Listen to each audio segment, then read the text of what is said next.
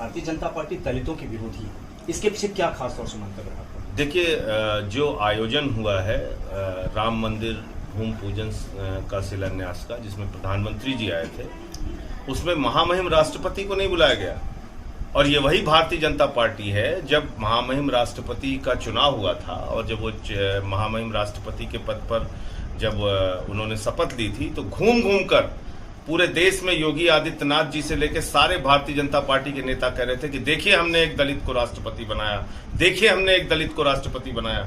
और भूमि पूजन के मौके पे महामहिम राष्ट्रपति को नहीं बुलाया जाता। कल्याण सिंह पिछड़ा वर्ग के हैं, उनको नहीं बुलाया जाता।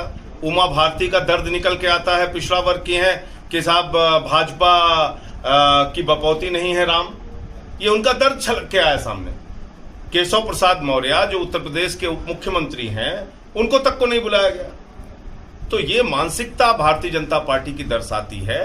भारतीय जनता पार्टी के राज्यों में, ये मैं नहीं कह रहा हूं, इसका आंकड़ा है 2018 का, सबसे ज्यादा दलितों के खिलाफ अगर हिंसा और अपराध के मामले हुए हैं तो भारतीय जनता पार्टी के शासन में हुए। देश के राष्ट्रपति को जगन्नाथपुरी जी के मंदिर में प्रवेश नहीं करने दिया जाता।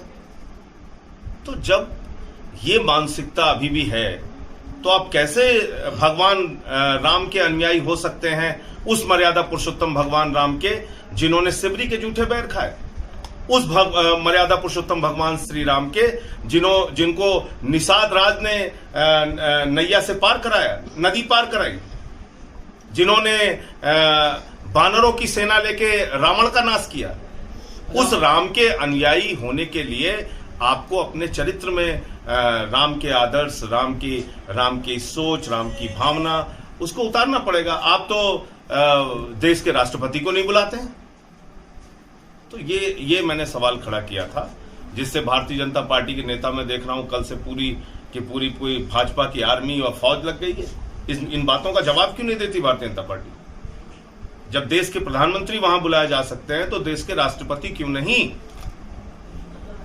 संजय जी, लेकिन जो पहला प्रसाद दिया गया हनुमानगढ़ी का, वो दलित को दिया गया, इसके पीछे क्या सोचती भाजपा की? ये क्या आप दिखाना चाहते हैं? जब आपके ऊपर चारों तरफ सवाल उठने लगे तो आप क्या दिखाना चाहते हैं? प्रसाद दे सकते हैं आप, पूजन में शामिल नहीं कर सकते, ये तो और बड़ा अपमान है।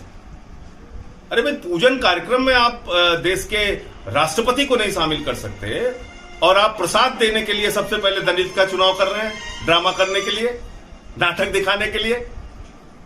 इसका मतलब कहीं आपके मन में चोर छिपा था, आपको लगा कि आपसे अपराध हुआ और उस अपराध की पूर्ति करने के लिए आपने दलित को प्रसाद देने की नौटंकी की। इस बात से साबित होता है। ठीक।